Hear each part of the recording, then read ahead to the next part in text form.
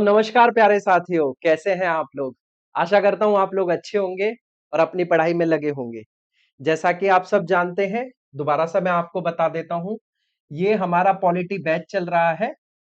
कौन सा बैच चल रहा है? पॉलिटी बैच चल रहा है और ये यूट्यूब पर एकदम फ्री है। इसमें अब तक हमने बहुत सारी क्लासेस कर चुके हैं। आज हम फंडामेंटल राइट का पार्ट 2 पढ़ने वाले हैं। पार्ट 1 में हमने क्या-क्या पढ़ा था? पार्ट 1 में हमने आर्टिकल 12 से लेकर आर्टिकल 20 तक कवर किए गए थे। अनुच्छेद 12 से लेकर अनुच्छेद 20 तक किसमें कवर किए गए थे? पार्ट 1 में।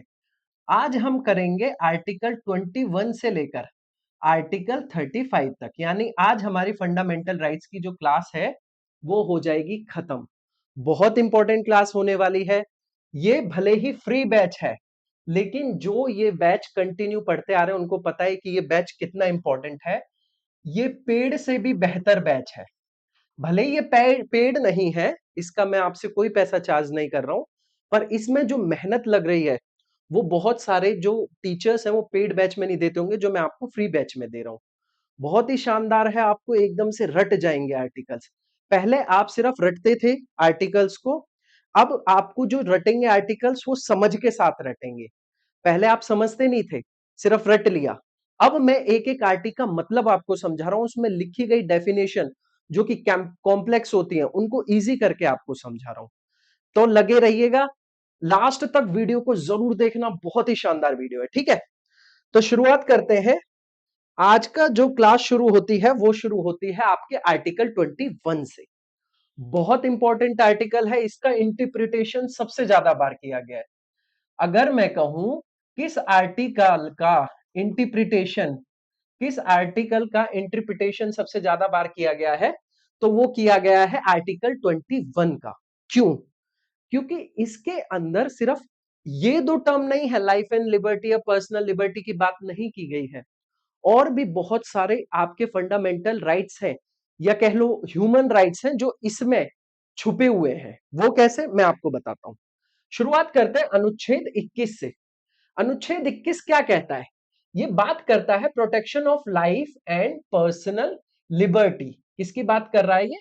जीवन और व्यक्तिगत स्वतंत्रता की सुरक्षा। पर इसमें एक और चीज और इंक्लूड है। वो क्या है? इसमें एक एक्सेप्शन है। वो क्या है? Except according according to the procedure, या मैं कहूं procedural law, procedural law established, यानी जो प्रोसीजर स्टैब्लिश बाय लॉ, या प्रोसीजर लॉ स्टैब्लिश कह लो, या मैं इसे मिटा देता हूं, इसे मैं कहूंगा procedure establish by law. Procedure establish by law, क्या कहता हूं मैं इसे? मैं इसे कह रहा हूं procedure establish by law, established by law, यानी विधि द्वारा स्थापित विधि द्वारा स्थापित प्रक्रिया। ठीक है, यहां एक टर्म पर आप जोर डालने की कोशिश कीजिएगा। यहां बात कर रहा है protection of life and personal liberty की, लेकिन इसमें एक अपवाद है। वो अपवाद क्या है? According to the procedure establish by law, विधि द्वारा स्थापित प्रक्रिया। यानी अगर आप विधि द्वारा स्थापित प्रक्रिया को फॉलो नहीं करोगे, तो ये जो राइट है, ये जो फंडामेंटल राइट है, जरूरी नहीं ये आपको दिया जाए। एग्जाम्पल के तौर पे कैपिटल पनिशमेंट क्यों मिलती है जब आपके पास प्रोटेक्शन ऑफ लाइफ है? क्यों किसी अपराधी को कैपिटल पनिशमेंट समझ लो, मृत्यु दंड क्यों दिया जाता है? वो दिया जाता है इसके तहत, यानी कुछ प्रोसीजर स्टैब्लिश किए गए हैं लॉ में, उसके तहत।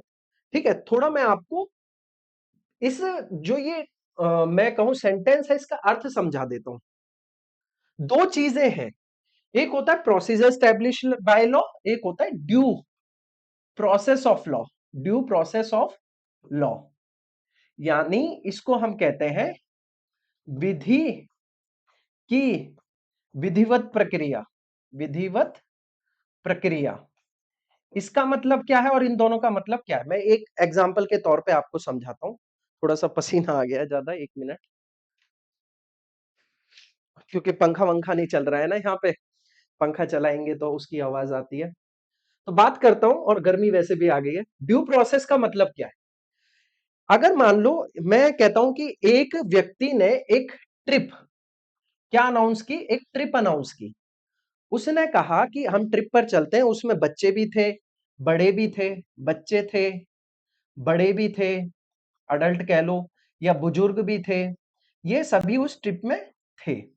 अब इस ट्रिप की क्या बनाई गई, एक चेकलिस्ट बनाई गई, और उसमें कुछ प्रोसीजर हुए कि हमको ये करना है, हमको वो करना है, इसको टिक करते चलेंगे और हमारी ट्रिप को हम सफल बनाते चलेंगे। तो ये जो प्रोसीजर स्टैब्लिश बाय लॉ, ये एक ऐसा ही प्रोसीजर होता है, यानी जो हमारा संविधान है, ये जो हमारा पार्लियामेंट है, उसने जो प्रोसीजर बना दिया, लेजिस्लेटिव ने कानून बना दिया, अब जो उसको एग्जीक्यूटिव बॉडी है, उसको प्रोसीजर के हिसाब से फॉलो करेगी। यानी ये प्रोसीजर जो है, ये किस पे, एग्जीक्यूटिव बॉडी पे बाउंड होता है कि वो जो प्रक्रियाएं हैं उनको फॉलो करवाए। अब इस ट्रिप में बच्चों को भी सेम खाना दिया जा रहा है, बड़ों को भी, बुजुर्गों को भी सेम इनको बेड दिया जा रहा है, सेम फैसिलिटीज दी जा रही हैं। तो ये हो गई, ये प्रोसीजर के हिसाब से चलना। लेकिन विधिवत ड्यू प्रोसेस में क्या होता है कि मान लो ये जो बच्चे हैं, इनके लिए अलग से ध्यान देना कि भाई इनके लिए अलग से दूध रखना है, इनके लिए एक अच्छी और कंफर्टेबल सीट्स लगानी है, तो इसका भी ध्यान रखना। यानी जस्ट एंड फेयर की हम जब बात करते हैं, तब हम बात करते हैं किसकी, ड्यू प्रोसेस ऑफ लॉ, जो कि हमने कहा से, ये किस में दिया गया है, ये यूएसए के कॉन्स्टिट्यूशन में है इसके बारे में जिक्र। ठीक है, और हमारा संविधान कौन सा फॉलो करता है, प्रोसीजर एस्टैब्लिश बाय लॉ। यानी ये जो कानून बनाते हैं उसको भी कंट्रोल करते हैं, जो एक्शन है लेजिस्लेटिव बॉडी के और एग्जीक्यूटिव बॉडी दोनों के एक्शंस को कंट्रोल किया जाता है ड्यू प्रोसेस में। लेकिन इसमें ऐसा नहीं किया जाता। ठीक है, तो यहां तक आपको बात समझ में आई, प्रोसेस स्टैब्लिश बाय लॉ। यानी अगर किसी को कैपिटल पनिशमेंट दी जाती है, मान लो चोरी करने की, संविधान में चोरी जो कि बड़ा जुर्म नहीं है, इसकी अगर आपको कैपिटल पनिशमेंट मिल जाती है, तो अब संविधान में दिया हुआ है, या मैं कहूं कि जो प्रोसीजर है, जो ड्राफ्ट है जिसमें भी है, उसमें इसका प्रोसीजर दिया हुआ है। अब कोर्ट उस प्रोसीजर को फॉलो करेगा, वो ये नहीं देखेगा कि इस ये जो क्राइम किया गया है, इसका एक्सटेंट कितना है, यानी ये कैपिटल पनिशमेंट देने लायक है भी या नहीं। अगर इस चीज को भी आप क्या करते हैं, इस चीज को भी इंक्लूड करते हैं, तो वो हो जाता ड्यू प्रोसेस ऑफ लॉ। लेकिन इस चीज को हम एक्सटेंट को नहीं देखते। हाँ, चोरी अगर ऐसा प्रावधान है, चोरी के लिए सजा कैपिटल पनिशमेंट है, तो कैपिटल पनिशमेंट दो बिना सोचे समझे, इसे ही हम क्या कहते हैं, प्रोसीजर स्टैब्लिश बाय लॉ। समझ में आ गई? यानी अगर protection of life and personal liberty का मैं कहूं, जीवन स्वतंत्रता या व्यक्तिगत स्वतंत्रता की जो आजादी है, वो अनुच्छेद 21 में तभी तक दी गई है जब तक आप प्रोसीजर स्टैब्लिश बाय लॉ यानी विधि द्वारा स्थापित प्रक्रिया को फॉलो करते हैं, ये फॉलो होती है। ठीक है, अब यहां दो टर्म ये है, इनको भी समझ लेते हैं। प्रोटेक्शन ऑफ लाइफ यानी जीवन की आजादी, यानी आपका कोई जीवन आपसे छीन नहीं लेता, पर रेस्ट्रिक्शन है, अगेन बताया मैंने, प्रोसीजर्स है, रेस्ट्रिक्शंस है, आप दूसरे के फंडामेंटल राइट्स को इंफ्रिंजमेंट नहीं करेंगे उसका, तो आपको ये आजादी रहेगी। अब बात कर लेते हैं हम पर्सनल लिबर्टी की। पर्सनल लिबर्टी क्या है? पर्सनल लिबर्टी, पर्सनल लिबर्टी यानी व्यक्तिगत स्वतंत्रता, व्यक्तिगत स्वतंत्रता, व्यक्तिगत स्वतंत्रता। आपको एक केस समझाता हूं। एक केस हुआ था, एके गोपालन केस। एके गोपालन केस हुआ था 1950 में। कब हुआ था? 1950 में, versus state of Mysore. State of Mysore के खिलाफ ये केस था, एके गोपालन केस। इसमें एके गोपालन जी को डिटेन कर लिया था। क्या कर लिया था? इनको डिटेन कर लिया। अब जब इनको डिटेन कर लिया यानी हिरासत में ले लिया, तो ये पहुंच गए कोर्ट, और इन्होंने अपने इस आर्टिकल का हनन बताया कि मेरा आर्टिकल 21 के तहत मेरी पर्सनल लिबर्टी, जो मेरी व्यक्तिगत स्वतंत्रता है, वो छीनी जा रही है। तो कोर्ट ने जो स्टांस दिया था, जो अपनी बात रखी, उसमें जो ये व्यक्तिगत स्वतंत्रता है इसकी जो परिभाषा दी थी वो ये दी थी कि अगर किसी बंदे को फिजिकली फिजिकली एक तरीके से डिटेन किया गया है या फिजिकली रिस्ट्रेन किया गया है, जैसे मैं कहूं कि उसको किसी जगह बंद करके रखा गया है, बंद करके रखा गया है, तो उसे कहा जाएगा कि उसकी व्यक्तिगत स्वतंत्रता छीनी जा रही है, या उसको कोअर्शन, क्या कोअर्शन, यानी इसको कहते हैं कोअर्शन को हिंदी में कहा जाता है जबरदस्ती, जबरदस्ती, जबर जबरदस्ती, या किसी व्यक्ति को जबरदस्ती क्या किया जाए, यानी बल से उसको रोका जाए, उसको डिटेन किया जाए, ऐसी स्थिति में कहा जाता है कोअर्शन। ये कोअर्शन चलो ठीक है। ऐसी स्थिति में क्या कहा जाता है, जब उसे या तो फिजिकली रिस्ट्रेन करके रखा जाए या उसके साथ जबरदस्ती की जाए, ऐसी स्थिति में कहा जाता है कि उसकी व्यक्तिगत स्वतंत्रता छीनी गई है, यानी कोई एक वेल स्टैब्लिश डेफिनेशन नहीं दी गई। तो यहां पर जो स्टांस था वो कैसा था, यहां पर कोर्ट का नैरो स्टांस था, या मैं कहूं इनकी सूक्ष्म व्याख्या थी। कैसी व्याख्या थी, कोर्ट की सूक्ष्म व्याख्या थी। अब सेम 1978 में एक और केस हुआ जो कि था Maneka Gandhi case, Maneka Gandhi case, Maneka Gandhi case में वर्सेस यूनियन ऑफ इंडिया। इस केस में क्या हुआ, मेनका गांधी जी का जो पासपोर्ट था उसको सीज कर लिया, उसको इंपाउंड कर लिया। क्या कर लिया, इंपाउंड, यानी सीज कर लिया, यानी इसको जब्त कर लिया। क्या कर लिया, जब्त कर लिया। तो ये कोर्ट के पास पहुंचे, सेम इन्होंने ये बात कही, यहां पर मेरी व्यक्तिगत स्वतंत्रता का हनन हो रहा है आर्टिकल 21 के तहत। यहां पर कोर्ट ने एक बहुत ही इलेबोरेटेड पर्सनल लिबर्टी की डेफिनेशन दी।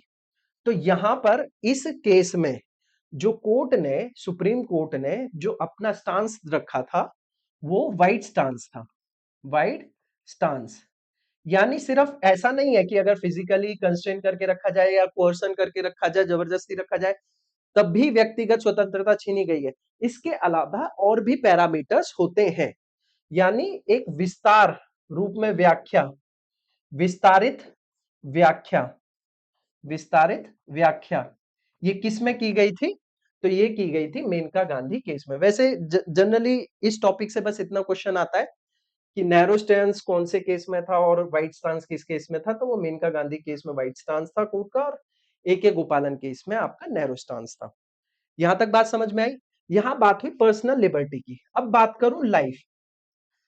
अब कोई व्यक्ति कहता है कि मेरे को जीने का अधिकार है, ये कोर्ट ने दिया हुआ है, इसका मतलब यह है कि इस पर पूरा अधिकार उसका है। अब वो चाहे तो लाइफ टू लिबर्टी है तो life to die, liberty to die भी है, ऐसा नहीं है। फ्रीडम टू डाई उसके लिए नहीं है। ऐसा एक केस हुआ था जो कि ज्ञानी Kaur versus state of Punjab, state of Punjab, state of Punjab. इस केस में आया था कि आपको फ्रीडम ऑफ डाई नहीं है, आपको जीने की स्वतंत्रता तो है पर अपने जीवन को खत्म करने की स्वतंत्रता नहीं है। ये किस केस में आया था, Gyani Kaur Singh versus state of Punjab, Gyani Kaur versus state of Punjab.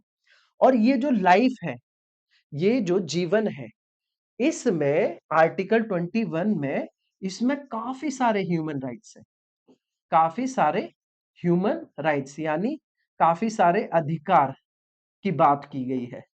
जैसे जैसे आपके पास राइट टू क्लीन एयर या क्लीन एनवायरनमेंट, ये आपको मिलता है इसमें।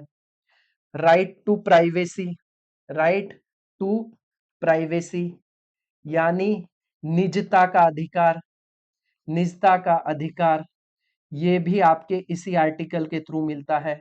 Right to sleep, right to sleep, सोने का अधिकार, ठीक है, का अधिकार, ये भी आपके इसी आर्टिकल में ही मिलता है, आर्टिकल 21 में। राइट टू प्राइवेसी, एक केस हुआ था, उस केस में पीयूसीएल वाला केस हुआ था, पीयूएससीएल वर्सेस यूनियन ऑफ इंडिया। इस केस में ये हुआ था टेलीफोन टैपिंग को लेकर ये कानून था कि क्या टेलीफोन टैपिंग अलाउड होनी चाहिए, पर according to government, according to this law article 21, इस आर्टिकल के तहत आपके राइट टू प्राइवेसी है, आपकी फोन टैप नहीं किए जा सकते जब तक वो पब्लिक इमरजेंसी या पब्लिक इंटरेस्ट की बात ना हो, तब तक आपकी फोन टैपिंग नहीं की जाती, क्योंकि आपको राइट टू प्राइवेसी है। इसके अंदर बहुत सारे राइट्स हैं। अब अगर आप एक बार इसको पढ़ लेंगे तो भी आप सारे याद रख सकते हैं, जरूरी भी नहीं है। तो इसमें बहुत सारे राइट है। इस लाइफ में ऑलमोस्ट 14 से 15 ह्यूमन राइट्स आते हैं, ठीक है। तो आर्टिकल 21 आपको अच्छे से समझ में आया। इसमें अब किसकी बात की जाती है? Protection of life and personal liberty, यानी जीवन और व्यक्तिगत स्वतंत्रता की सुरक्षा। इस आर्टिकल का हनन आपके इमरजेंसी में भी नहीं हो सकता। अगर इमरजेंसी लगेगी तब भी आपसे ये वाला फंडामेंटल राइट नहीं छीना जा सकता, ठीक है। अब बात करते हैं हम अगले आर्टिकल की, जो कि है अनुच्छेद 22, आर्टिकल 22। इसमें क्या दिया गया है? इसमें दिया गया है protection against arrest and detention. ये उस व्यक्ति को दिया जाता है, मान लो किसी व्यक्ति को तुरंत कोई आकर गिरफ्तार कर लेता है, उस स्थिति में उसके पास क्या क्या उसके मौलिक अधिकार हैं, उसके बारे में बात की गई है इस अनुच्छेद में, जो कि है आर्टिकल 22, यानी गिरफ्तारी और हिरासत से सुरक्षा। अब ये जो डिटेंशन शब्द है, इसका मतलब समझते हैं। डिटेंशन दो तरह की होती है। एक होती है आपकी punitive detention, punitive detention, punitive detention, punitive detention, Hindi में इसे कहा जाता है दंडात्मक, दंडात्मक, दंडात्मक निरोध, निरोध कह लो या हिरासत कह लो, ठीक है। एक आपकी हो गई प्यूनिटिव डिटेंशन, दूसरी होती है आपकी प्रिवेंटिव डिटेंशन, प्रिवेंटिव डिटेंशन। इन दोनों का मतलब मैं आपको समझाता हूं कि प्यूनिटिव डिटेंशन और आपका प्रिवेंटिव डिटेंशन के बीच का अंतर क्या होता है। इसे कहते हैं निवारक निरोध। तो बात करता हूं मैं, शुरुआत करता हूं आपका प्यूनिटिव डिटेंशन। इसमें क्या होता है कि मान लो किसी व्यक्ति ने कोई अपराध किया, ये ज्यादातर क्रिमिनल एक्टिविटीज में ये लॉ लागू होता है। क्रिमिनल लॉ के अंदर, आपके सिविल लॉ के अंदर ये वाला आर्टिकल नहीं लगाया जा सकता, डिटेन नहीं किया जा सकता, ये एप्लीकेबल नहीं है। मान लो किसी क्रिमिनल एक्टिविटी हुई, कोई क्रिमिनल एक्टिविटी हुई, अगेन चोरी हो गई, ठीक है। क्या हुई? चोरी हो गई, चोरी हुई, इसकी इन्वेस्टिगेशन की पुलिस ने क्या किया है? इन्वेस्टिगेट किया, इन्वेस्टिगेट किया, और इन्वेस्टिगेशन के बाद क्या किया गया? इन्वेस्टिगेशन के बाद उस व्यक्ति को अरेस्ट कर लिया। क्या किया? अरेस्ट कर लिया, यानी उसको गिरफ्तार कर लिया। और गिरफ्तार करने के बाद क्या किया जाता है? गिरफ्तार करने के बाद उसको मजिस्ट्रेट के सामने पेश किया। किसके सामने पेश किया? मजिस्ट्रेट के सामने पेश किया, और मजिस्ट्रेट ने उसे डिटेन करने के लिए क्या कर दिया? आदेश दे दिए। तो इसमें क्या हुआ? इसमें जो क्राइम है वो हो चुका है, यानी क्राइम के बाद ये जो डिटेंशन है, प्यूनिटिव डिटेंशन, ये कब लगता है? ये प्यूनिटिव डिटेंशन का मतलब है जब क्राइम हो चुका है। क्या हो चुका है? जब क्राइम हो चुका है, क्राइम होने के बाद, ठीक है। इसको कहते हैं प्यूनिटिव डिटेंशन। प्रिवेंटिव डिटेंशन में क्या होता है? क्राइम हुआ नहीं है, क्राइम होने की संभावना है, क्राइम होने की संभावना है। उस केस में क्या होता है? क्राइम, आपका क्राइम होने की संभावना है, उस केस में क्या किया जाता है? किसी व्यक्ति को सीधे डिटेन कर लिया जाता है, या कहें अरेस्ट कर लिया जाता है। क्या कर लिया जाता है? व्यक्ति को अरेस्ट कर लिया जाता है और डिटेंशन में भेज लिया जाता है। अरेस्ट कर लिया जाता है और किस में भेज दिया जाता है? उसे डिटेंशन में भेज दिया जाता है। और ये मैक्सिमम कितने टाइम तक के लिए डिटेन रख सकते हैं? इवन इसमें आपको मजिस्ट्रेट के सामने पेश करने की जरूरत नहीं है। प्रिवेंटिव डिटेंशन में आप उसको 3 महीने से लगभग मैक्सिमम पीरियड है, 3 महीने तक आप उसको डिटेन करके रख सकते हो। इसके बाद भी एडवाइजरी बॉडी, वो एडवाइजरी बॉडी जिसमें हाई कोर्ट के जो जजेस होते हैं वो होते हैं, उनकी अनुशंसा पर इस पीरियड को, इस डिटेंशन पीरियड को बढ़ाया जा सकता है। तो ये होता है प्रिवेंटिव डिटेंशन। प्यूनिटिव डिटेंशन, दंडात्मक निरोध, मतलब क्राइम होने के बाद क्रिमिनल एक्टिविटी की इन्वेस्टिगेशन हुई, अरेस्ट हुआ, उसको मजिस्ट्रेट के सामने पेश किया और उसको डिटेन कर लिया गया। वही निवारक यानी प्रिवेंटिव डिटेंशन में क्या होता है, क्राइम होने से पहले ही उसको पकड़ लिया जाता है। मान लो ये कोई टेररिस्ट था, कोई टेररिस्ट था, कहीं बॉम्ब गिराने वाला था, तो अब इंतजार नहीं करेंगे ना कि ये बॉम्ब गिरा दे, ठीक है, उससे पहले ही इसको अरेस्ट कर लिया जाएगा। तो इसे क्या बोलते हैं, इसे बोलते हैं प्रिवेंटिव डिटेंशन। यहां तक आपको समझ में आया? ठीक है। अब एक और चीज है, आगे एक और चीज पे चर्चा करते हैं हम कि इनको राइट्स क्या दिए गए। क्या आपको सीधे जाके पकड़ लिया जाएगा? नहीं। आपको, जिस व्यक्ति ने ये क्राइम किया है, मान लो इसी की बात कर लेता हूं, जिसने चोरी की थी, जिसने चोरी की थी, उसने चोरी की, तो उसको ग्राउंड बताया जाएगा, ग्राउंड ऑफ अरेस्ट, यानी वजह बताई जाएगी। क्या बताई जाएगी? वजह, कि किस लिए उसको अरेस्ट किया गया है। पहले क्या बताया जाएगा? उसको बताई जाएगी वजह, कि किस वजह से उसको अरेस्ट किया गया है। दूसरा ग्राउंड बताया जाएगा। दूसरा, उसको एक legal legal practitioner legal practitioner, या मैं सीधे साफ शब्दों में कहूं, उसको एक वकील प्रोवाइड किया जाएगा। जो व्यक्ति है, अगर किसी को अरेस्ट कर लिया, गिरफ्तार कर लिया, भले ही उसने कोई क्राइम किया है, पर उसके पास ये अधिकार है कि वो अपना वकील मांग सकता है। वो किसके तहत? आर्टिकल 22 के तहत उसको क्या किया जाएगा? एक लीगल प्रैक्टिशनर प्रोवाइड किया जाएगा। थर्ड, उसको मजिस्ट्रेट के सामने जरूर पेश किया जाएगा। किसके सामने पेश किया जाएगा? मजिस्ट्रेट के सामने। कितने टाइम पीरियड के अंदर? 24 घंटों के अंदर। कितने घंटों के अंदर? 24 घंटों के अंदर। अच्छा, एक व्यक्ति को, अभी मैं विकास दुबे वाला ही केस बता देता हूं।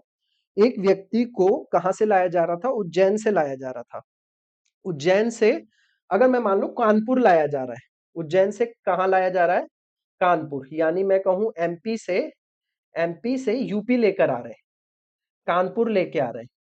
अब इस केस में क्या होगा? जो ये ट्रेवल का टाइम है, ये जो बीच में ट्रेवल कर रहा है, उस टाइम को इस 24 घंटे में काउंट नहीं किया जाएगा। यहां तक आपको बात में समझ आई कि पहला, ग्राउंड ऑफ अरेस्ट यानी वजह बतानी पड़ेगी। दूसरा, उसको वकील प्रोवाइड किया जाएगा। तीसरा, उसको क्या, मजिस्ट्रेट के सामने 24 घंटे के अंदर पेश किया जाएगा। अगर ऐसा नहीं करती तो उसको छोड़ना पड़ेगा। नहीं छोड़ेंगे तो हेबेस कॉर्पस की रिट जारी कर देगा। उसका कोई परिजन, फैमिली मेंबर, फ्रेंड्स, कोई भी रिट जारी करेगा तो उसकी वजह से उसको छोड़ना पड़ जाएगा। समझ में आई यहां तक की कहानी? मैं आगे आपको रिट्स भी पढ़ाऊंगा। तो आर्टिकल 22 में क्या है? Protection against arrest and detention. अब बात करते हैं आर्टिकल 23। ये आर्टिकल क्या कहता है? ये आर्टिकल प्रोहिबिट करता है ट्रैफिकिंग इन ह्यूमन बीइंग, बेगारी and the similar form of force labour. यह है मानव तस्करी, बेगार यानी अवेतनिक जबरन श्रम, और इसी प्रकार के जबरन श्रम पर रोक लगाता है। देखो, सबसे पहला टर्म हम पकड़ते हैं कि ह्यूमन बीइंग ट्रैफिकिंग, यानी ह्यूमन बीइंग ट्रैफिकिंग या ट्रैफिकिंग होता क्या है? मानव तस्करी होता क्या है? मानव तस्करी ये होता है कि किसी व्यक्ति को पैसे में बेचा जाता है। पैसे में, पैसे लेकर क्या किया जाता है? इस व्यक्ति को बेचा जाता है। अब जो ये व्यक्ति है, या तो इससे बहुत सारे काम कराए जा सकते हैं, घर के काम कराए जा सकते हैं, किसी के यहाँ बेचकर उससे घर के काम करा रहे हैं। जैसे आपने देखा होगा कि नोएडा की तरफ बहुत सारे क्षेत्रों में कई सारे लोग वहां पर आकर काम कर रहे हैं, और वो सारे व्यक्ति कैसे हैं? उसमें काफी सारी फीमेल्स हैं जिनको कलकत्ता, उड़ीसा जैसे एरिया से उठाकर वहां पर उनको बेचा गया है, और उनको वहां पर किसमें लगाया गया? घर के छोटे मोटे जो काम होते हैं उसमें एम्प्लॉय किया जाए। साथ ही साथ जो वैश्यावृत्ति है, प्रोस्टिट्यूशन के अंदर भी उनको मानव तस्करी यानी खरीद कर उनको बेचा जाता है। तो ये वाला जो आर्टिकल है, आर्टिकल 23, इनको राइट देता है कि इसके तहत प्रोहिबिट किया जाएगा क्या, मानव तस्करी को रोका जाएगा। बेगारी, बेगारी में क्या होता है, नो रिमुनरेशन, नो रिमुनरेशन, इसका मतलब है वेतन बिना रोजगार, वेतन बिना, वेतन बिना, वेतन बिना काम करना।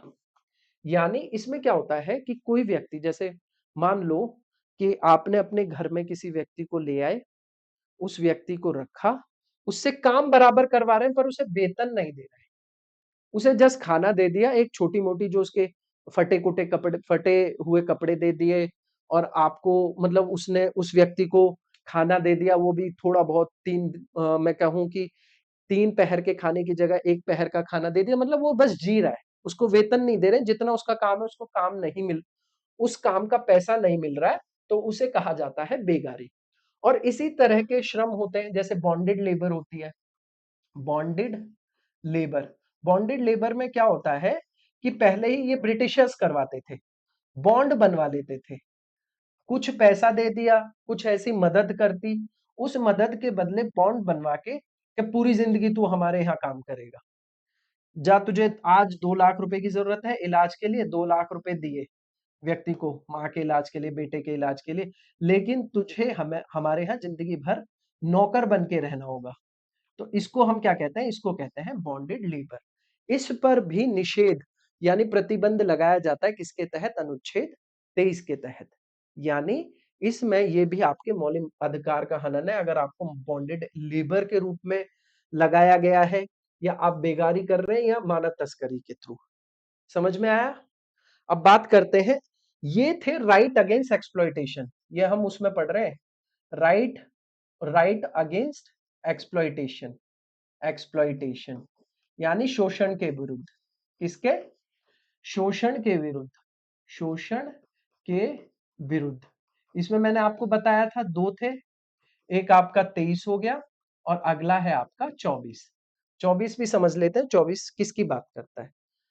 अनुच्छेद 24 बात करता है उन बच्चों की जिनकी उम्र 14 साल से कम है और उन्हें फैक्ट्री, माइंस या किसी भी हजार्डस प्लेस पर एम्प्लॉय किया गया है, तो उनके लिए अनुच्छेद लाया गया है कि इस पर प्रतिबंध लगाया जाएगा कि जो भी बच्चे 14 साल की उम्र से कम है, उनको कहीं भी फैक्ट्री में एम्प्लॉय नहीं किया जाएगा, माइंस में एम्प्लॉय नहीं किया जाएगा, या हजार्डस प्लेस पर एम्प्लॉय नहीं किया जाएगा। आपने एक मूवी देखी होगी, गंगा जल, गंगा जल मूवी में जो दरोगा था, दरोगा था, क्या था, जिसको सस्पेंड कर दिया था अजय देवगन ने, मंगीराम, मंगीराम क्या खोलता है, चाय का स्टॉल खोलता है, मंगीराम क्या खोलता है, चाय का स्टॉल खोलता है।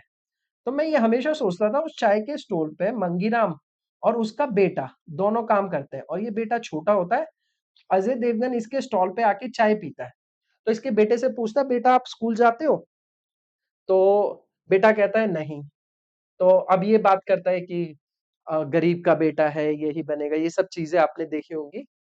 तो ये क्या कहता है, अब इसको स्कूल भेजना शुरू करो और तुम वापस आओ। उसने इसको ऐसा क्यों नहीं कहा कि आपके बेटे की उम्र 14 साल से कम है, जो कि लग रही थी 14 साल से कम है, तो आपको तो क्या होनी चाहिए, सजा होनी चाहिए, क्या होनी चाहिए, सजा होनी चाहिए, क्योंकि आपने, फाइन लगता है इसमें, तो आपको फाइन लगेगा क्योंकि आपने अपने बेटे को किस पे लगा रखा है, रोजगार, एम्प्लॉयमेंट में लगा रखा है, जबकि उसकी उम्र नहीं है।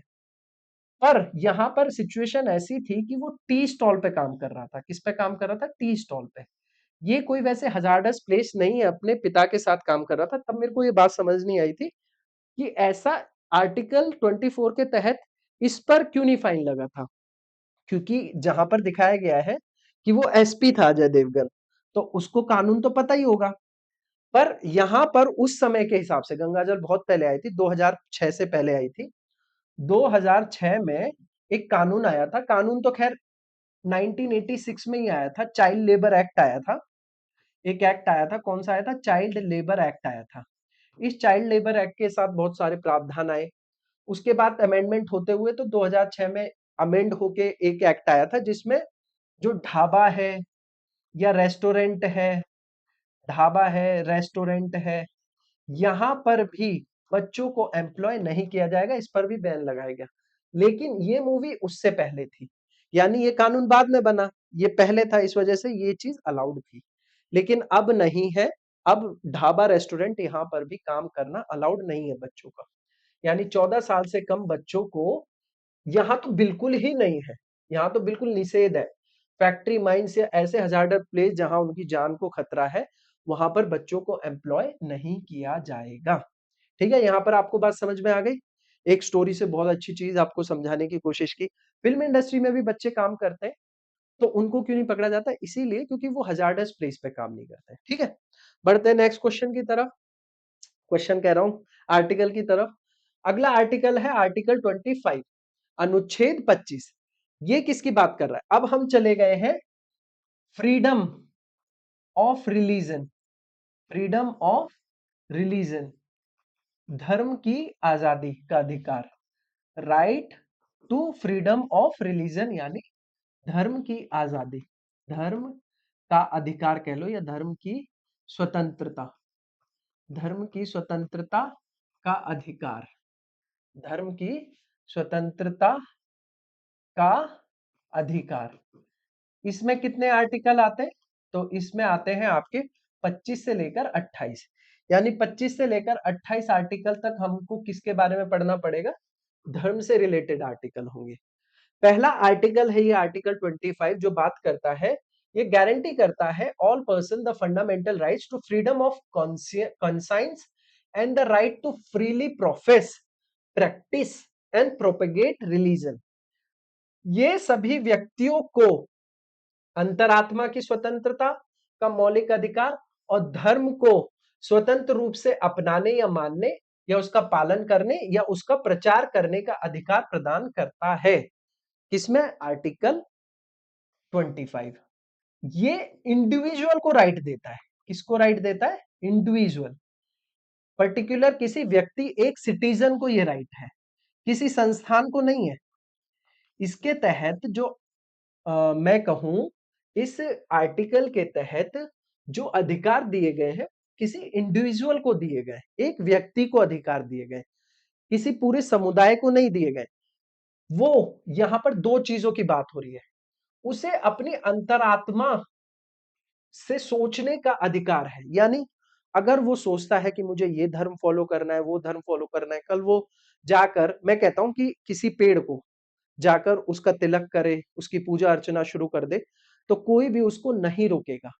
वो अपना कोई भी धर्म बना लेता है, XYZ करके कोई भी धर्म बना लेता है ना, वो हिंदुइज्म या सिखिज्म, इस्लामिज्म कोई फॉलो नहीं करता, अपना अलग अपने अंतरात्मा से कोई नया धर्म बनाकर उसको फॉलो करना शुरू कर देता है, तो उसको रोका नहीं जाएगा। ठीक है, ये एक तरीके से क्या होते हैं? ये एक तरीके से मैं कहूं एब्सोल्यूट होते हैं, एब्सोल्यूट होते हैं। फ्रीडम ऑफ कंसाइंस आपकी असीमित होती है। कैसी होती है? असीमित होती है। लेकिन क्या the right to freely profess, practice and propagate religion, या किसी आप धर्म को, एक पर्टिकुलर धर्म जो किसी समुदाय के द्वारा बनाया गया, उस धर्म का पालन करना, मानना या उसको प्रोपेगेट करना, क्या ये भी एब्सोल्यूट है? नहीं, यहां पर कुछ रेस्ट्रिक्शन है। अब आप प्रोपेगेशन के नाम पर धर्म परिवर्तन नहीं करा सकते लोगों का, ये वर्जित है। यानी ये एब्सोल्यूट नहीं है। Right to freely profess, practice and propagate religion, आपको आजादी है, आप किसी भी धर्म को मान सकते हो। आप आज हिंदू थे, कल मुस्लिम बन सकते हो, मुस्लिम हो तो हिंदू बन सकते हो, वो आपकी स्वेच्छा पे निर्भर करता है। लेकिन आप किसी को फोर्सफुली कन्वर्ट नहीं कर सकते। समझ में आया? तो ये किस में दिया गया? ये दिया गया है अनुच्छेद 25 में। अब बात करते हैं हम अगले आर्टिकल, जो है आर्टिकल 26। इसकी बात करूं, वो आर्टिकल किसके लिए था? वो किसके अधिकारों की बात कर रहा था? वो बात कर रहा था इंडिविजुअल की। लेकिन ये बात करता है religious denomination, denomination and their sections, and their section. ये आर्टिकल किनके लिए है? तो ये धार्मिक समुदायों, धार्मिक समुदायों के लिए ये आर्टिकल है, धार्मिक समुदायों और उनके वर्गों उनके वर्गों के अधिकारों के लिए ये आर्टिकल है। कौन सा वाला? आर्टिकल 26। इसमें इनको क्या आजादी है? धार्मिक समुदायों को क्या आजादी है कि ये मैनेज कर सकते हैं ओन रिलीजियस अफेयर, यानी अपने धार्मिक मामलों का प्रबंधन करने की स्वतंत्रता किनके पास है? इनके पास। अब मैं एक एक करके बात करता हूं। पहला, ये जो धार्मिक समुदाय है ये अपने रिलीजियस इंस्टीट्यूशन को स्टैब्लिश कर सकते हैं। स्टैब्लिश कर सकते हैं किसको? स्टैब्लिश कर सकते हैं स्टैब्लिश कर सकते हैं religious religious institution religious institution यानी धार्मिक संस्थान धार्मिक संस्थानों को स्थापित करने का अधिकार है। अगर ये चाहे, अगर इनका मन करता है कि मान लो मैं एक ऐसा स्कूल बनाऊं जो जिसमें मेरे धर्म के बारे में पढ़ाया जाए, तो इसका अधिकार है इनको। किसके तहत? आर्टिकल 26 के तहत। स्टैब्लिश करने का भी अधिकार है और उसको एडमिनिस्टर करने का भी। किसका अधिकार है? Administer administer their own affair administer their own affairs. अब मैं बात करूं, अब ये चाहते हैं कि मैं ये कहता हूं कि इन्होंने एक स्कूल खोला। अब वो कहते हैं कि इसका जो मुख्य प्रिंसिपल जो बनेगा या कोई भी बनेगा जो हेड होगा वो हमारे ही धर्म से होगा, तो इनको आजादी है वैसा करने की। तो इनको अपने जो अफेयर्स हैं, जो अपने प्रबंधन है, उनको उन मामलों को मैं कह रहा हूं एडमिनिस्टर या प्रशासन करने का अधिकार इनको है। तीसरा, ये क्या कर सकते हैं? अर्जित कर सकते हैं अर्जित कर सकते हैं या स्वामित्व एक्वायर कर सकते हैं क्या?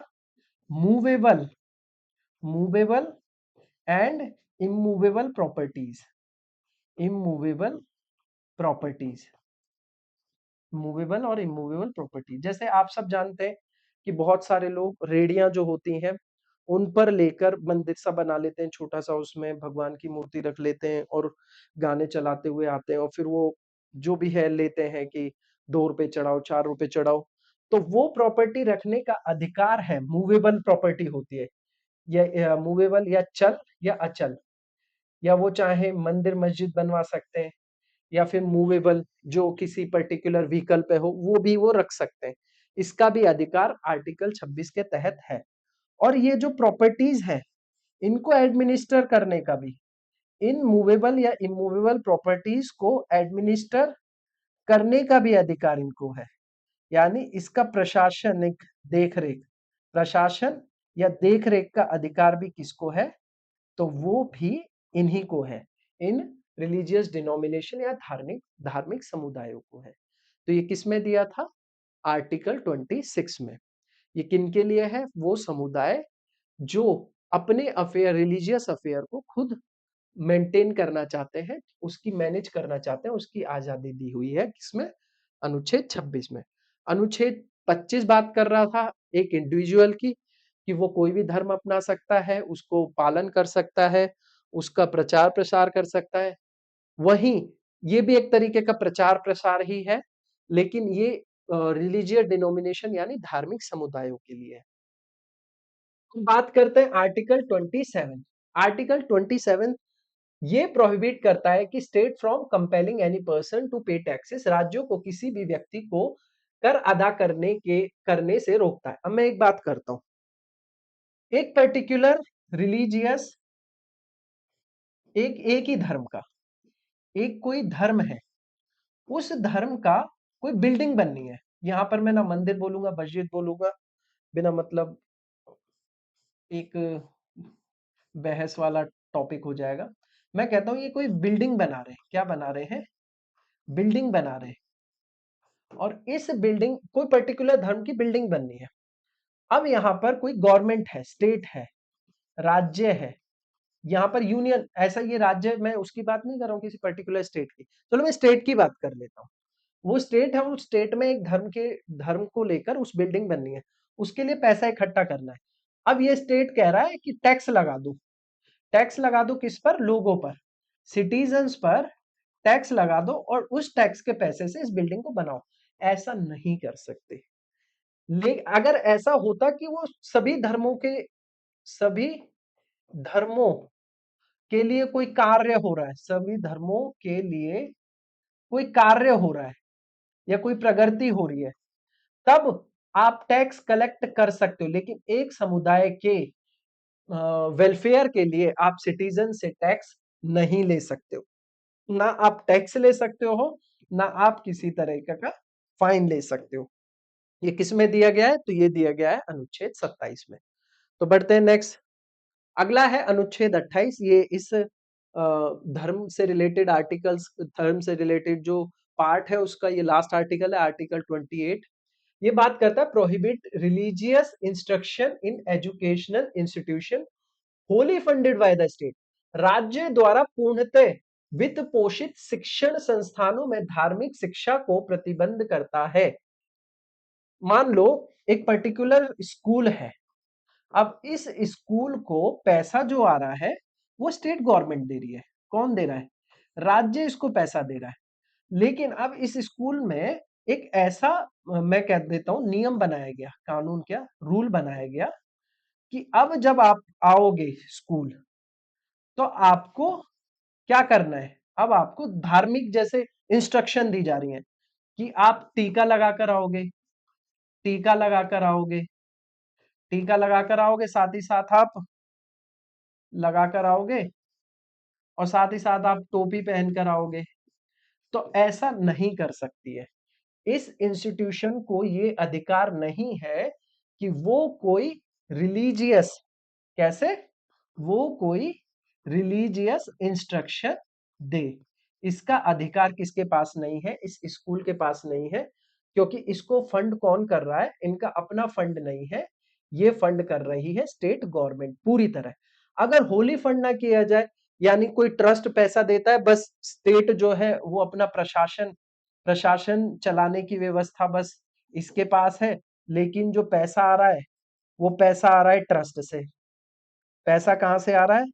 पैसा आ रहा है ट्रस्ट से। तो ऐसे केस में ये जो स्कूल है, ऐसे केस में ये जो स्कूल है, इसको फिर आजादी है, तब इसको परमिट मिल जाता है कि ये अपना स्कूल में रिलीजियस जो मैं कह सकता हूँ इंस्ट्रक्शन दे सकता है कि आपको हम इंग्लिश प्रेयर ही बुलवाएंगे, इनकी पूजा करवाएंगे, तब ये कर सकता है। लेकिन अगर स्टेट होली मतलब पूरी तरह इसको वित्त पोषित करता है, पूरा पैसा जो है अगर स्टेट की तरफ से आता है, तब ऐसा नहीं कर सकते। क्यों? क्योंकि हमारा देश है सेक्युलर। कैसा है? धर्म निरपेक्ष। कैसा है? सेक्युलर है, धर्म निरपेक्ष है, धर्म निरपेक्ष है। हम किसी एक धर्म को फेवर नहीं कर सकते, ठीक है? इसलिए ये आर्टिकल लाया गया था, जो कि था आर्टिकल 28। अब बात करते हैं अगले आर्टिकल की तरफ, हम चलते हैं। अगला आर्टिकल है आर्टिकल 29। अब ये minorities cultural and educational rights मैंने बताए थे माइनॉरिटीज के लिए, जो कि आर्टिकल 29 और 30 में है। तो ये अब उनकी चर्चा होने वाली है अगले दो आर्टिकल में। ये आर्टिकल किनके लिए है? ये आर्टिकल है माइनॉरिटीज के लिए। किनके लिए है ये आर्टिकल? ये आर्टिकल है माइनॉरिटीज, माइनॉरिटीज यानी अल्पसंख्यक, अल्पसंख्यक के लिए, अल्पसंख्यक के लिए ये आर्टिकल है। अल्पसंख्यक की डेफिनेशन कॉन्स्टिट्यूशन में नहीं दी गई है, यानी इनको डिफाइन नहीं किया गया है सही से। लेकिन बाद में कुछ केसेस के थ्रू इन्हें डिफाइन किया गया है। तो माइनॉरिटीज को दो भागों में बांटा गया है। एक है आपकी रिलीजियस माइनॉरिटीज। कौन सी? Religious minorities. रिलीजियस माइनॉरिटीज यानी आपके धार्मिक अल्पसंख्यक, धार्मिक अल्पसंख्यक, धार्मिक अल्पसंख्यक। और दूसरे हैं लिंग्विस्टिक माइनॉरिटी। कौन सी minority? Linguistic minority, linguistic minority यानी भाषाई, भाषाई अल्पसंख्यक, भाषाई अल्पसंख्यक, अल्पसंख्यक। अब दोनों की बात मैं कर लेता हूं। देखो, धार्मिक अल्पसंख्यक की बात करूं, देखो ऐसा नहीं है कि पूरे देश में तो हिंदू मेजोरिटी में, लेकिन जब बात कुछ कुछ जगहों पर राज्यों की भी बात होती है, कई राज्यों में ऐसा देखा गया है, जैसे नागालैंड जैसे मैं नॉर्थ ईस्टर्न स्टेट लूं, जहां पर बौद्धिक फॉलोअर्स बहुत ज्यादा हैं, असम वाले रीजन में मुस्लिम्स बहुत ज्यादा हैं, तो वहां पर हिंदू एक माइनॉरिटी है। भाषा के आधार पर वहां पर जो हिंदू हिंदी बोलने वाले लोग हैं वो माइनॉरिटीज हैं। तो ठीक है, स्टेट बेस पर भी माइनॉरिटीज होती हैं। तो ये जो अल्पसंख्यक है, अब नागालैंड में वो जो माइनॉरिटी हिंदू माइनॉरिटीज है, तो वो वहां पर उनको कुछ अधिकार मिलेंगे इस आर्टिकल 29 और 30 के तहत। ठीक है, इसमें क्या कहा जाता है, आर्टिकल 29 में ये कहा जाता है कि जो माइनॉरिटीज है उनके इंटरेस्ट को, protect the interest of minorities, वो कैसे, इनको गारंटी किया जाता है कि ये जो सेक्शन है, इनको, इनकी लैंग्वेज, इनकी स्क्रिप्ट और इनके कल्चर को क्या किया जाएगा, कंजर्व किया जाएगा, यानी इनको संरक्षण दिया जाएगा, यानी इनकी भाषा, लिपि और इनकी संस्कृति को क्या किया जाता है, संरक्षित किया जाता है। ठीक है, किसके तहत, आर्टिकल 29 के तहत। यानी ये किनके इंटरेस्ट में बात, अल्पसंख्यक के हितों की रक्षा के लिए ये आर्टिकल है। अगले आर्टिकल में क्या दिया गया है, अगला आर्टिकल पिछले में हितों की बात कर रहा है, इसमें बात कर रहा है कि ये जो अल्पसंख्यक है, चाहे वो रिलीजियस माइनॉरिटीज हो या लिंग्विस्टिक माइनॉरिटीज है, ये स्टैब्लिश कर सकती हैं, स्टैब्लिश भी कर सकती हैं यानी स्थापित भी कर सकती हैं, साथ ही साथ उसका प्रशासन का अधिकार, यानी ये अपने खुद के एजुकेशनल इंस्टीट्यूशन खोल सकते हैं, यानी अपने पसंद के शैक्षणिक संस्थानों को भी खोल सकते हैं। मान लो मैं नागालैंड गया, नागालैंड में जाके बसा, अब वहां पर मैंने एक स्कूल खोला, क्या खोला, स्कूल खोला। अब स्कूल, उस स्कूल में सब कुछ पढ़ाया जाता है, लेकिन साथ में मैं एक टॉपिक भी ऐड कर देता हूँ कि हिंदी भी पढ़ाऊं। वो मैं किस लिए कर रहा हूँ, क्योंकि मैं अपनी भाषा, इसको जीवित रखना चाहता हूं वहां पर, इस वजह से मैं ऐसा कर रहा हूं। और ये मुझको आजादी है वो किसके तहत मिली हुई है, ये मिली हुई है मुझे आर्टिकल 30 के तहत। देखो, इसमें एक और चीज है, ये जो स्कूल है, अब मैं ये कह लेता हूं कि इसको मैंने स्टेट फंड से खोला, स्टेट ने कुछ सब्सिडीज दी या पैसा दिया जिसकी मदद से मैंने ये स्कूल खोला। अब यहां पर मैं कोई रेस्ट्रिक्शन नहीं लगा सकता हूं, किसको, मैं डिस्क्रिमिनेशन नहीं कर सकता हूं, किस पे, धर्म के आधार पर, कि इसमें एडमिशन लेने वाले का धर्म हिंदू ही होना चाहिए, रेस के आधार पर, या मैं कहूँ जेंडर के आधार पर कि सिर्फ मेल ही पार्टिसिपेट कर सकते हैं, आ सकते हैं, मैं कहूँ एडमिशन ले सकते हैं, फीमेल नहीं ले सकते, तो ये भी मैं नहीं कर सकता, रोक नहीं लगा सकता हूँ। समझ में आया यहाँ तक आपको? तो इसमें बात किसकी की जाती है कि हम, वो जो माइनॉरिटीज है, वो अपना एजुकेशनल इंस्टीट्यूट खोल सकते हैं, उसको एडमिनिस्टर भी कर सकते हैं। तो ये था आर्टिकल 21। अब ये है आर्टिकल 32। हमने 31 क्यों हटा दिया, 31 इसलिए हटा दिया क्योंकि राइट टू प्रॉपर्टी था, हमने नहीं हटाया, ऑलरेडी सरकार ने उसे हटा दिया 44th अमेंडमेंट के तहत। तो हम सीधे पढ़ेंगे आर्टिकल 32। ये किसकी बात करता है, ये बात करता है राइट टू कॉन्स्टिट्यूशनल रेमेडीज, संवैधानिक उपचारों का अधिकार। इसको भीमराव अंबेडकर जी ने, किसने, भीमराव अंबेडकर जी, भीमराव अंबेडकर जी, अंबेडकर, अंबेडकर जी, इन्होंने इसको कहा था heart and soul, heart and soul of Indian constitution. क्या कहा था इन्होंने इस आर्टिकल को, इस आर्टिकल को कहा था कि ये संविधान की आत्मा है, क्या है, संविधान की आत्मा है, और इस आर्टिकल को अमेंड नहीं किया जा सकता, यानी इसमें कोई संशोधन नहीं हो सकता, क्योंकि ये फंडामेंटल राइट का एक बेसिक फीचर है। कैसा फीचर है? बेसिक फीचर है, यानी मूल विशेषता है। इस वजह से इसको क्या नहीं किया जा सकता, इसको अमेंड नहीं किया जा सकता। क्या नहीं किया जा सकता? इसको अमेंड नहीं किया जा सकता। अब बात करें इसके तहत होता क्या है, तो आर्टिकल 32 के तहत कोई भी व्यक्ति जिसके मैं कहूं फंडामेंटल राइट्स का हनन हो रहा है, वो सीधे सुप्रीम कोर्ट जा सकता है। और सुप्रीम कोर्ट एक तरीके से गारंटर है कि वो क्या करे, उस व्यक्ति को फंडामेंटल उसके मौलिक अधिकार दिलाए। तो आर्टिकल 32 के तहत सुप्रीम कोर्ट क्या कर सकती है? सुप्रीम कोर्ट रिट जारी कर सकती है अगर किसी व्यक्ति के फंडामेंटल राइट्स का हनन होता है। मान लो किसी व्यक्ति को हॉल में नहीं बैठने दिया जाता है, तो वो जाके कहेगा कि सुप्रीम कोर्ट जाके एक रिट पिटीशन डालेगा और ये कहेगा कि मेरे आर्टिकल 15 के तहत मेरे मौलिक अधिकारों का हनन हो रहा है। तो सुप्रीम कोर्ट रिट जारी करेगी और उस व्यक्ति के खिलाफ एक्शन लेगी और इसको इसके मौलिक अधिकार मिलेंगे। तो सुप्रीम कोर्ट आर्टिकल 32 के तहत क्या जारी करती है? रिट जारी करती है।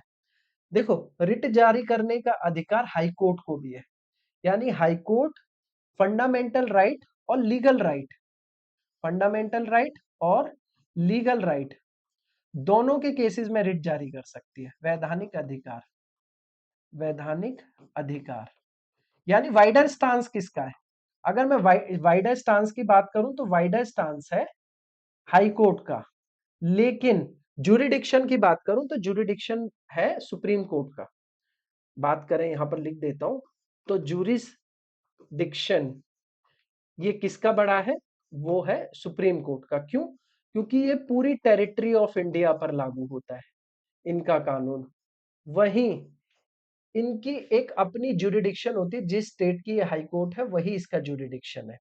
ठीक है, जो स्टेट की सीमा है उसी स्टेट में इसका कानून लागू होगा। लेकिन अगर मैं बात करूं कि इनके पास, लेकिन ये फंडामेंटल राइट्स के भी गारंटर हैं और लीगल राइट्स के भी। आर्टिकल 32 के तहत जो रिट जारी करती है सुप्रीम कोर्ट, वो कितनी रिट है? तो वो टोटल 5 रिट जारी करती है। इनके बारे में हम समझते हैं वो 5 कौन कौन सी रिट है जो सुप्रीम कोर्ट जारी कर सकती है। उन 5 रिट के बारे में आपको पढ़ाता हूं। तो इनमें सबसे पहली रिट है हेबिस कॉर्पस।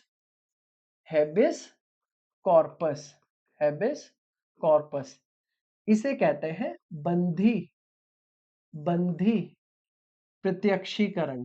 बंधी प्रत्यक्षीकरण हिंदी में क्या कहा जाता है? बंधी प्रत्यक्षीकरण। लैटिन में हेबिस कॉर्पस बोलते हैं और इसका मतलब होता है to have the body, to have the body यानी शरीर को पेश करना, शरीर को पेश करना, पेश करना। सेम मैं एक कंडीशन बता देता हूं, किसी व्यक्ति ने चोरी की, अब उस चोरी करने के बाद पुलिस ने उस व्यक्ति को क्या किया? उस व्यक्ति को अरेस्ट कर लिया। अब अरेस्ट करने के बाद उसे 24 घंटे के अंदर मजिस्ट्रेट के सामने पेश नहीं किया। कहां पेश नहीं किया? मजिस्ट्रेट के सामने पेश नहीं किया। इस कंडीशन में कोई फ्रेंड या फैमिली, कौन? कोई फ्रेंड या फैमिली ने एक रिट जारी की, एक रिट पिटीशन डाली और उस रिट पिटीशन के तहत सुप्रीम कोर्ट ने हिबस कॉर्पस रिट जारी कर दी और इस रिट के जरिए पुलिस को उसे कोर्ट के सामने पेश करना ही पड़ेगा, उसको गिरफ्तारी से उसे छोड़ना ही पड़ेगा। किसके तहत? हिबेस कॉर्पस रिट के तहत। और कौन सी रिट जारी कर सकता है?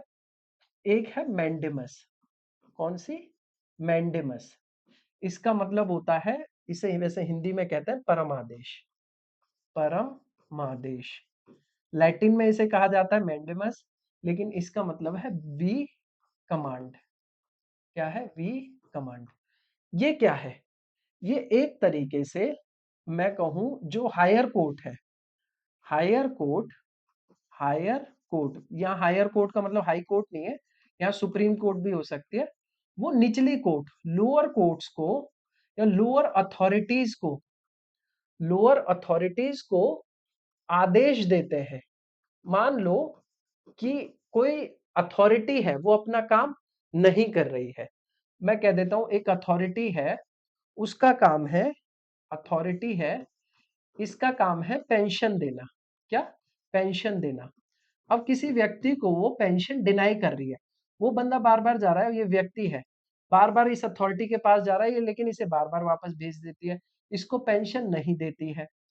अब ये क्या करेगा, ये व्यक्ति जाएगा सुप्रीम कोर्ट, या मैं कहूं सॉरी हायर कोर्ट जाएगा, कोई सी भी कोर्ट जाए।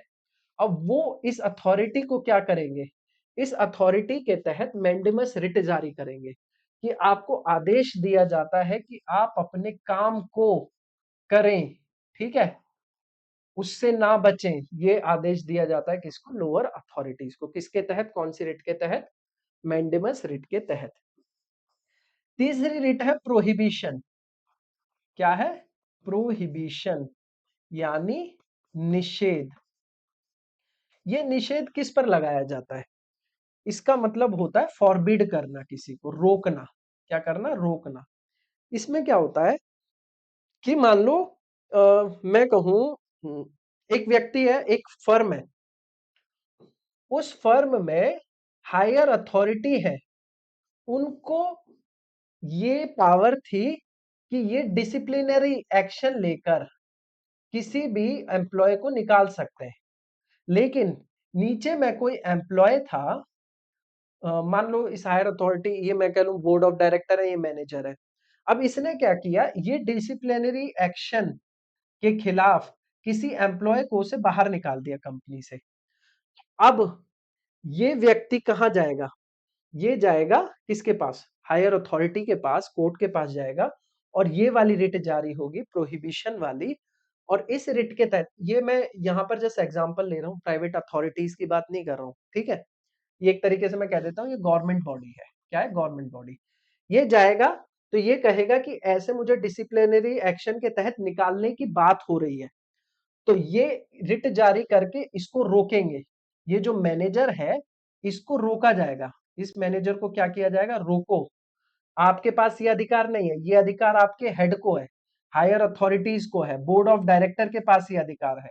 तो आप इस पावर को कैसे यूज करो, ये पावर है ही नहीं आपके पास, तो आप इसका इस्तेमाल नहीं कर सकते। इसलिए आप इस व्यक्ति को जॉब से नहीं निकाल सकते। तो इस रिट को जारी करके वो उसकी जॉब को बचा सकते हैं, इसे कहते हैं प्रोहिबिशन, निषेध। ठीक है। अगली रिट है सर्श्योरारी। सर्श्योरारी इसे कहते हैं उत्प्रेक्षण। उत्प्रेक्षण, उत्प्रेक्षण इसका मतलब होता है to be certified. To be certified. इस रिट के तहत क्या है, यहां पर देखो छोटा सा ही केस है इसमें। यहां पर क्या हुआ, ये रिट जारी हुई, ये एक तरीके से प्रिवेंटिव रिट है। ये किस तरीके की रिट है? प्रिवेंटिव रिटेड है। प्रिवेंटिव रिट है, यानी ये प्रिवेंट कर रही है कि ये काम हुआ नहीं, अभी उसको निकाला नहीं है जॉब से, पर आदेश दे दिया कि आप नहीं निकाल सकते। ये वाली रिट जारी होती है जब कोई काम हो चुका है, यानी उसको निकाल, ये एक तरीके से क्वैश करती है, यानी ऑलरेडी डिसीजन लिया जा चुका है, ऑलरेडी डिसीजन लिया जा सकता है। तो उस ऑर्डर को क्वैश करने का जो आदेश देती है हायर अथॉरिटीज, वो किसके तहत देती है? सर्श्योरारी के तहत। यानी ऑलरेडी उसको निकाल दिया गया है, तो अब इनके पास ये अधिकार है कि क्वैश करें, नहीं जी ऐसे नहीं निकाल सकते, ये कैंसिल करो, इसको वापस से जॉब पर लो। और प्रिवेंटिव रिट के तहत भी इसको जारी किया जा सकता है। ठीक है, दोनों तरीके से इसको जारी किया जा सकता है। एक तो इस केस में कि पहले ही वो कानून पास हो गया और वो व्यक्ति निकल चुका है जॉब से, तब भी ये जारी हो सकती है, और प्रिवेंटिव रिट की तरह भी जारी हो सकती है। लेकिन ये जो प्रोहिबिशन रिट है, ये खाली एक प्रिवेंटिव रिट है, ये क्वेश नहीं करती। बनने के बाद ये वाली रिट नहीं लगेगी, मतलब निकलने के बाद, उस व्यक्ति के निकलने के बाद ये वाली रिट काम नहीं करेगी, तब सर्श्योरारी ही रिट लानी पड़ेगी। ठीक है, तो ये 4 रिट हो गई, और पांचवी और आखिरी रिट है, वो है क्यू वारंटो। क्यू वारंटो यानी अधिकार पृच्छा। अधिकार पृच्छा, इसका मतलब है, क्यू वारंट का लैटिन में लिखा हुआ है, इसका मतलब होता है by what authority. By what authority, by what, authority.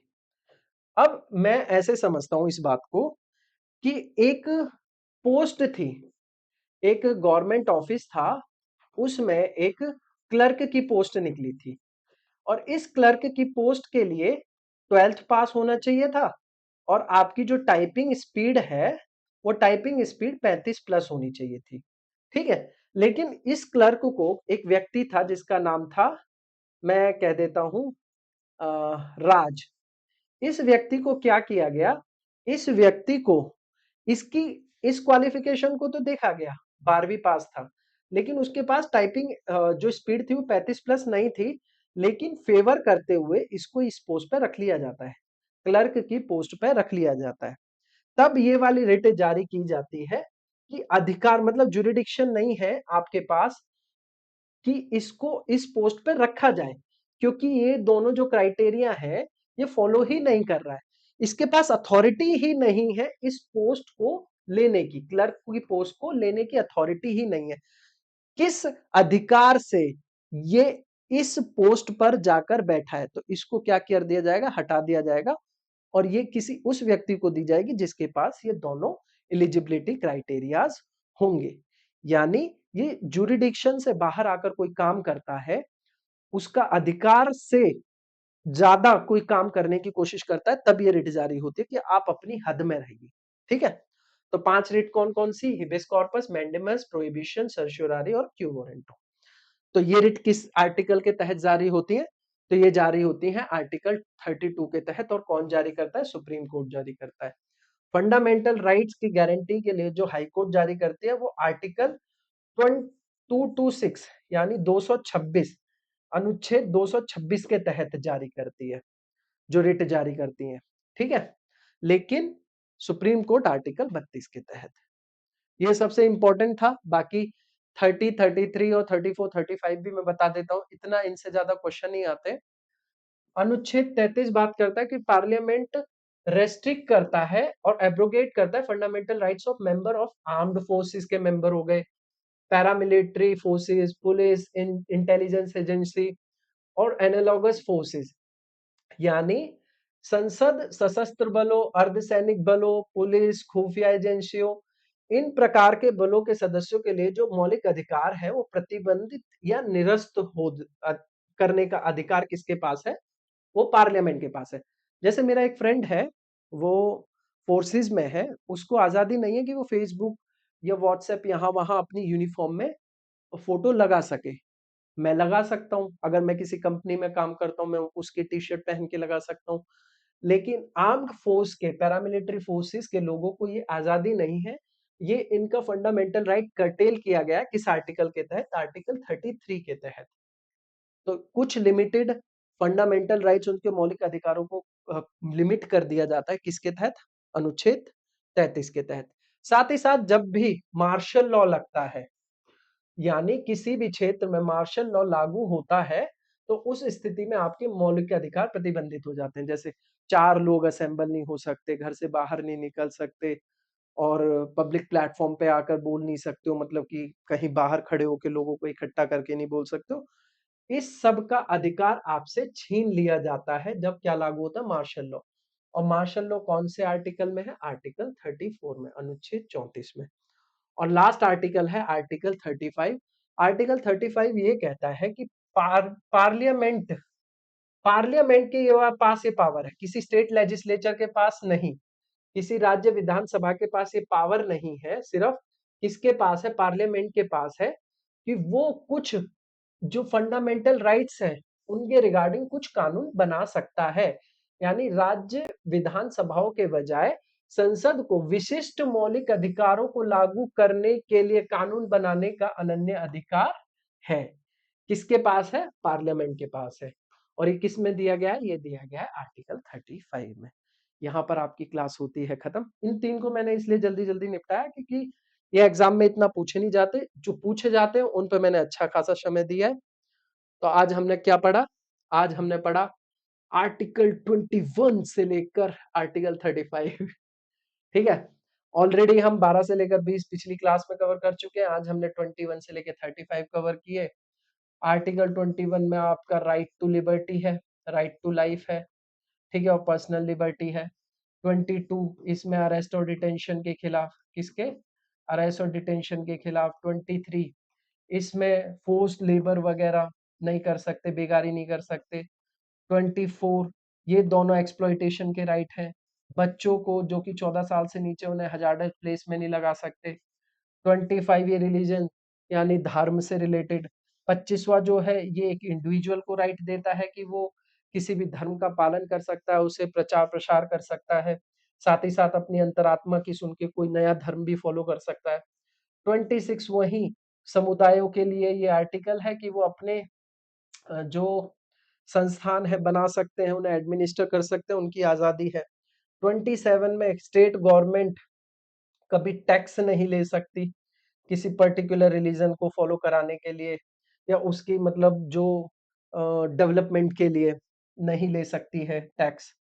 और आपका 28 में ये लास्ट आर्टिकल था रिलीजियन से, मतलब कि रिलीजियस इंस्ट्रक्शन नहीं दे सकते अगर कोई स्टेट फंड करता है पर्टिकुलर इंस्टीट्यूशन को, तो उस इंस्टीट्यूशन के द्वारा किसी भी रिलीजियस इंस्ट्रक्शन का दिए जाने पर निषेध है, वो किसमें दिया है? आर्टिकल 28।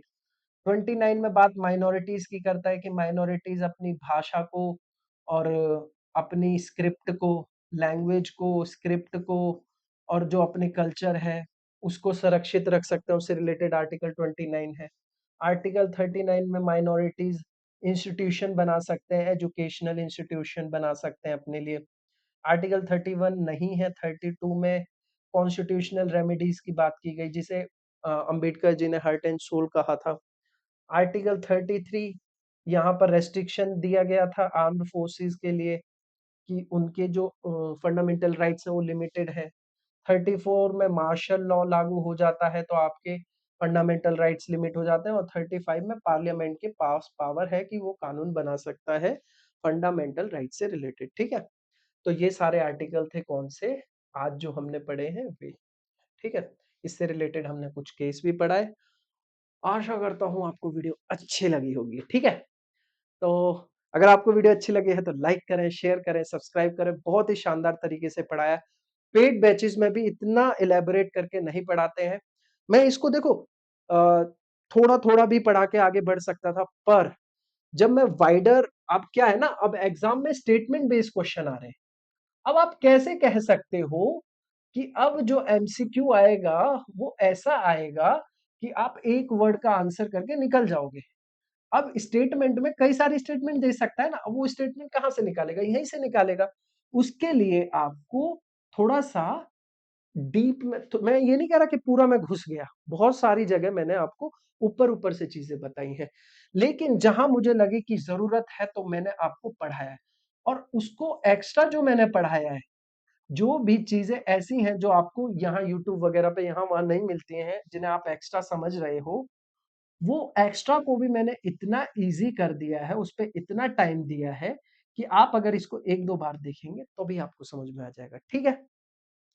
तो वीडियो को हम आज यहीं समाप्त करते हैं। आज हमारे फंडामेंटल राइट्स खत्म हुए हैं। आगे हम टीपीएसपी पढ़ेंगे। मिलते हैं नेक्स्ट क्लास में। Till then keep learning, keep growing. Bye bye, नमस्ते।